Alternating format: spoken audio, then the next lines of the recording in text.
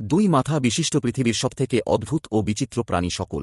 Number 1, দুই মাথা বিশিষ্ট অ্যালবিনো স্নেক। বন্ধুরা, এই অ্যালবিনো স্নেক খুবই বিরল প্রকৃতির হয়, কারণ এদের খুবই কম দেখা যায়। আর এই বিরল প্রকৃতির দুই মাথা বিশেষ অ্যালবিনো স্নেকের দেখা পাওয়াটা এতটা দুষ্কর কারণ এরা কোটির মধ্যে একটা জন্মায়।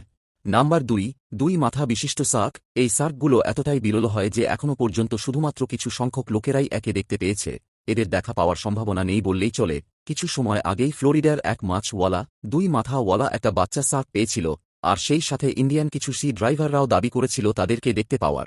নাম্বার 3, দুই মাথা বিশিষ্ট কচ্ছপ।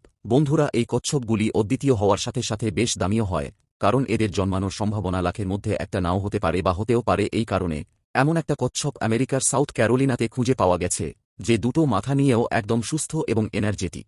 বন্ধুরা, আপনাদের প্রিয় অ্যানিম্যাল কোনটা কমেন্ট করে অবশ্যই জানাবেন। দুই মাথা বিশিষ্ট পৃথিবীর সবথেকে অদ্ভুত ও বিচিত্র প্রাণী সকল।